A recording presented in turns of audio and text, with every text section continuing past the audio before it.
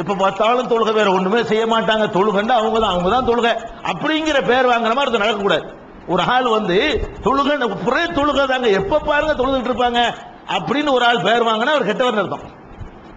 அல்லாவுடைய கடமையை செய்யணும், பொண்டாட்டிக்கு செய்யற கடமையை செய்யணும், குடும்பத்துக்கு செய்யற கடமையை செய்யணும், வெளி உலகத்தில் எவ்வளவு அதை செய்யணும், அதெல்லாம் செய்யறவர் நல்லவர்.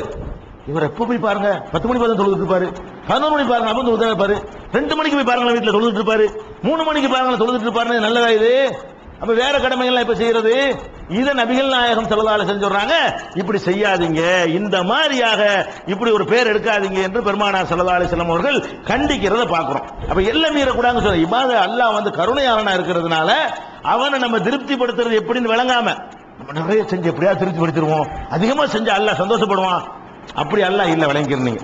சொன்னதை செய்யறதுல மட்டும் திருப்தி அடையலாம், நீங்க அதிகமா செய்யறதுல வந்து அல்லாஹ் திருப்தி அடைய மாட்டான், கோவம் தான் படுவான். அதுக்கு தான் நபி ஸல்லல்லாஹு அலைஹி வஸல்லம் அவர்களை கொண்டு இதை விளக்க சொல்றான். ஒரு நாள் நபி ஸல்லல்லாஹு அலைஹி வஸல்லம் அவங்க வந்து மக்களுக்கு சொன்னாங்க, நடுத்தரமான அமல்களை செய்யுங்க, ரொம்ப எல்லை மீறாதீங்கன்னு சொல்றாங்க. அப்ப சில சஹாபாக்கள் கேட்கிறாங்க, லஸ்னாக ஹையத்துக்கு யார சொல்லலாம், அல்லாஹ்வுடைய தூதரை நாங்க என்ன உங்களை மாதிரியா, நீங்க கொஞ்சம் செஞ்சாலும் நீங்க எப்படியா சொர்க்கத்துக்கு போயிருவீங்க, நீங்க அல்லாஹ்வுடைய தூதர், நாங்கள்லாம் நிறைய செஞ்சாதான் போவையால், உங்களுக்கு நாங்கள் ஒன்னா, நீங்க பாவம் செஞ்சா கூட அட்வான்ஸா மன்னிச்சிருங்கிறாங்க, நீங்க வந்து பாவம் செஞ்சாலும் மன்னிச்சிடுறேன்னு அட்வான்ஸ் பெற்றிருக்கிற காரணத்தினால நீங்க கொஞ்சம் அமல் செஞ்சா கூட எப்படி சொர்க்கத்துக்கு போயிருவீங்க, அமலே செய்யாட்டா கூட தான் பாவத்தை மன்னிக்கிறாங்கறான்ல, நீங்க போயிடலாம், நாங்க அப்படியா அப்படின்னு சொல்லி என்ன செய்யறாங்க சஹாபாக்கள் கேட்கிறாங்க.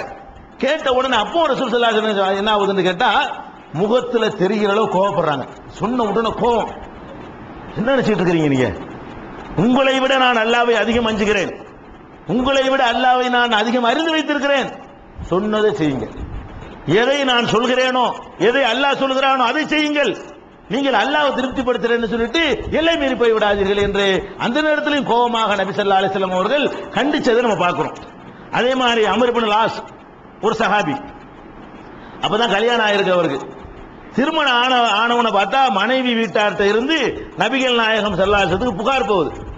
அவர் அப்பதான் கல்யாணம் பண்ணியிருக்கிறாரு, பொண்ணு கொடுத்தவங்க கம்ப்ளைண்ட் பண்றாங்க, அல்லாஹ்வுடைய தூதரே நல்ல மனுஷன் கல்யாணம் பண்ணி கொடுத்தோம், இவர் எப்ப பார்த்தாலும் தொழுதுகிட்டு இருக்காரு, பகலெல்லாம் தொழுகிறாரு, ராத்திரி பூரா நோன்பு வைக்கிறாரு, எதுக்கு என் மோளை கட்டி கொடுத்தேன்னு தெரியல, அந்த மாதிரியான ஒரு சந்தோஷமா இருக்க மாட்டேங்கிறாரு என்று அவரை பற்றி நபிகள் நாயகம் ஸல்லல்லாஹு அலைஹி வஸல்லம் அவர்கள்ட்ட புகார் தெரிவிக்கிறாங்க.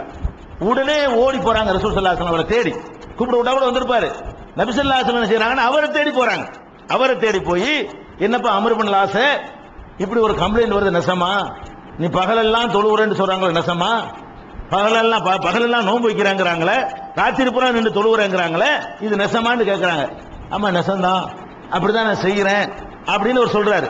அப்ப நபி ஸல்லல்லாஹு அலைஹி வஸல்லம் சொல்லி காட்டுறாங்க, இப்படி செய்யாதே, ஃபஇன்னக இதா ஃபஅல்த தாலிக, இந்த மாதிரி நீ செய்ய ஆரம்பித்தால் ஹஜமத் ஐனுக, உன்னுடைய கண்கள் வந்து சோர்வடையும், ராத்திரி பூரா விழிச்சிட்டு இருந்தேன்னு சொன்னா கண்ணுக்கு கேடு ஏற்படும், வனபஹத் நஃப்ஸுக, உன்னுடைய உடலுக்கும் உயிருக்கும் கூட உன் ஆத்மாவுக்கு என்ன செய்யும், பலவீனப்பட்டு போயிடும், ஒ இன்னலி நஃப்ஸிக ஹக்கா, உனக்கு செய்யற கடமை என்று சில கடமைகள் மார்க்கத்தில் இருக்கின்றன, ஒலே அஹ்லிக ஹக்கா, உன்னுடைய குடும்பத்திற்கு செய்ய வேண்டிய கடமை இருக்கிறது, அதனால சும் அஃப்திர், நோன்பு வை, நோன்பு வைக்காம இருப்பா, ஒரு நாளைக்கு நோன்பு வை, ஒரு நாளைக்கு நோன்பு வைக்காத, 2 நாளைக்கு வை, 2 நாளைக்கு விட்டுரு, ஒக்கும் வனம், எந்திரிச்சு ஒரு நாளைக்கு தொழுவு, ஒரு நாளைக்கு தூங்கிரு, கொஞ்ச நேரம் தொழுவு, கொஞ்ச நேரம் தூங்கு, ஒரே தொழுதுட்டே இருந்தீங்கன்னா அது என்ன செய்யறது, அப்ப அந்த மாதிரி செஞ்சிடாதப்பா என்று வழிய போய் நபிகள் நாயகம் ஸல்லல்லாஹு அலைஹி வஸல்லம் அவர்கள் அறிவுரை சொன்னதை பார்க்கிறோம். அப்ப இதுதான் எதுக்கு சொல்றோம்னு கேட்டா, இந்த மார்க்கத்தின் பெயரால வரம்பு மீறுற காரணத்தினாலதான் சுன்னத்துகள் அடிபட்டு இந்த மார்க்கத்துல பிதஅத்துகள் உண்டாகி போச்சு. அல்லாஹ் சொன்னது போதும், ரசூல் சொன்னது போதும் இருந்தோம்னு சொன்னா கரெக்டான மார்க்கம் நம்மகிட்ட இருக்கும். 10வது நினைக்க ஆரம்பிச்சீங்கன்னா நீங்க புதுசு புதுசா உண்டாக்குவீங்க, செய்ய வேண்டியதை விட்டுருவீங்க. இன்னைக்கு கத்தம் பாத்தியா வந்தனால தொழுக போச்சா இல்லையா? கத்தம் பாத்தியாவில் ஆர்வம் காட்டக்கூடிய மக்கள் 5 வேளை தொழுகிறாங்களா? போலி சடங்குகள்ல ஆர்வம் காட்டக்கூடிய மக்கள் நோன்பு வைக்கிறாங்களா? மார்க்கம் சொல்லக்கூடிய மற்ற சுன்னத்துக்களை ஒழுங்கா பேணுறாங்களா? பேண மாட்டேங்கிறாங்க. மார்க் அடிபட்டு போயிடும். நீங்க எப்ப இல்லாத நீங்க கூட ஆரம்பிக்கிறீங்களோ இருக்கிறது உங்களை விட்டு மைனஸ் ஆகி போயிடும். அதனால அல்லாஹ் ரசூல் சொன்னதோடு நிப்பாட்டிக்கிறங்க. அவன் சொன்னதை செஞ்சா உங்களுக்கு மார்க் கொஸ்டின், அவனுக்கு பயன் தானே இபாதத்து பண்றோம். இபாதத்து எதுக்கு பண்றீங்க? உங்களுக்கு அது இபாதத்து உணவா? இபாதத்தை செஞ்ச அப்படி வயிறு நிறைய ஒண்ணும் கிடையாது. அவனுக்கு பயந்து செய்யறோம். அவனே கேட்க மாட்டான்னு நீ போட்டு ஆழ்த்திக்கிற, அவன் எதை கேட்பான் அந்த அளவுக்கு செய்யி என்று பெருமானார் ஸல்லல்லாஹு அலைஹி வஸல்லம் அவர்கள் வழிகாட்டுகிறார்கள். இன்னும் ரசூல் ஸல்லல்லாஹு அலைஹி வஸல்லம் அவர்கள் இந்த மார்க்கத்தை எவ்வளவு எளிமையானது என்று பல சந்தர்ப்பங்கள்ல பல நிகழ்ச்சிகள வாழ்நாள்ல எளிமை என்று விளக்குவதற்கு ரொம்ப அதிகமா சிரத்தை எடுத்திருக்கிறாங்க. எந்த இடத்துலையும் தலையிட்டு லேசுங்கிறது சொல்லாம அவங்க தவறுனது இல்லை. எந்த இடத்துல வரம்பு மீறினாங்களோ சட்டையை பிடிச்சி இழுத்து என்ன செஞ்சிருக்காங்க, உட்கார வச்சிருக்காங்க. அது மாதிரியான இன்னும் ஏராளமான நிகழ்ச்சிகள் இருக்கின்றன. அவற்றையெல்லாம் நம்ம ஆழமா பதிவு வைத்துக் கொண்டோமே ஆனால் அல்லாஹ்வை திருப்திப்படுத்துற முறை என்ன நமக்கு தெரிஞ்சு போயிடும். அல்லாஹ்வை நம்ம அறிஞ்சு வச்சிருக்கிறோம். அல்லாஹ்வை திருப்திப்படுத்துறது என்றால் அவன் சொன்னதை செய்தால் தான் திருப்தி அடைவான், அவனுடைய ரசூல் சொன்னதை செய்தால் தான் திருப்தி அடைவானே தவிர நீங்களா இஷ்டத்துக்கு எதையாவது அதிகம் பண்றேன்னு பண்ணுனீங்க அவன் திருப்தி அடைவதற்கு பதிலாக கோபம் அடைவான் என்பதை புரிந்து அல்லாஹ்வோடு நம்ம சரியான விதத்திலே நடந்து கொள்வதற்கு அல்லாஹ் அருள் புரிவானாக. வாஹிரு தாவானா அல்ஹம்துலில்லாஹி ரப்பில் ஆலமீன். அல்ஹம்துலில்லாஹி நஹ்மதுஹு வ நஸ்தஈனுஹு வ நஸ்தக்ஃபிருஹு வ நுமினு பிஹி வ நதவக்கலு அலைஹி வ நஊது பில்லாஹி மின் ஷுரூரி அன்ஃபுஸினா வ மின் ஸய்யிஆத்தி அமாலினா மன் யஹ்திஹில்லாஹு ஃபலா முதில்ல லஹு வ மன் யுضلله ஃபலா ஹாதிய லஹு. وأشهد أن لا إله إلا الله وحده لا شريك له وأشهد أن محمدا عبده ورسوله أما بعد. கண்ணியத்திற்குரிய எல்லாம் வல்ல அல்லாஹ் ஜல்ல ஷானஹு தஆலாவின் நல்லடியார்களே, இந்த புனிதமிக்க ஜும்மாவுடைய நிகழ்ச்சியிலே அல்லாஹ்வை நாம் எப்படி புரிந்து கொள்ள வேண்டும் என்பதை பற்றி நாம் அறிந்து வருகிறோம். அல்லாஹ்வை புரிந்து கொள்வதிலே மனிதர்கள் செய்கிற ஒரு முக்கியமான இன்னொரு தவறு என்னவென்று சொன்னால், தங்களுக்கு மேலே இருக்கிற தலைவர்கள், தங்கள் மீது ஆதிக்கம் செலுத்தக்கூடியவர்கள், தங்களுக்கு உதவி செய்யக்கூடியவர்கள் எப்படி நடந்து கொண்டால் அவர்கள் தங்கள் மீது திருப்தி அடைவார்களோ அதுபோல்தான் இறைவனும் திருப்தி அடைவான் என்று மனிதர்கள் இறைவனை பற்றி நினைக்கிறார்கள். ஒரு தலைவர் இருக்கிறார் என்று சொன்னால் அவருக்கு ஏதாவது ஒரு இடைஞ்சல் ஏற்பட்டால் அவரை பின்பற்றுகிற தொண்டன் தீக்குளித்து சாகின்ற காட்சியை நீங்கள் பார்க்கிறீர்கள். ஏன் இப்படி சாகிறான் என்று சொன்னால் அந்த தலைவர் அதை விரும்புகிறார்.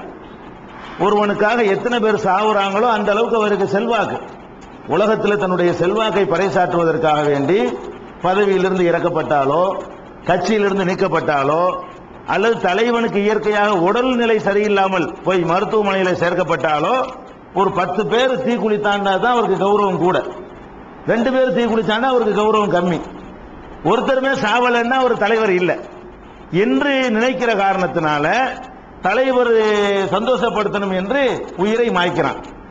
தலைவர் சந்தோஷப்பட்டு அந்த குடும்பத்துக்கு ₹1,00,000 ₹2,000 ₹3,000 கொடுக்கிறார். அந்த தலைவரும் கட்சியும் கொடுக்கிறது. அதே மாதிரி சில பேர் நீங்கள் உயிரை மாய்க்கிறான் தலைவனுக்காக வேண்டி. சில தலைவர்களை நீங்கள் பார்க்கிறீர்கள், அவர்கள் பதவி ஏற்கிற வரைக்கும் நான் கல்யாணம் பண்ண மாட்டேன். சில பேர் தொண்டர்னு சொல்லிக்கிறான், என் தலைவன் முதலமைச்சர் ஆகிற வரைக்கும் நான் திருமணம் செய்ய மாட்டேன் என்று சொல்லி ஒரு 10 வருஷம் 15 வருஷம் அப்படி இருக்கிற காட்சியை நீங்க பார்க்கிறீர்கள்.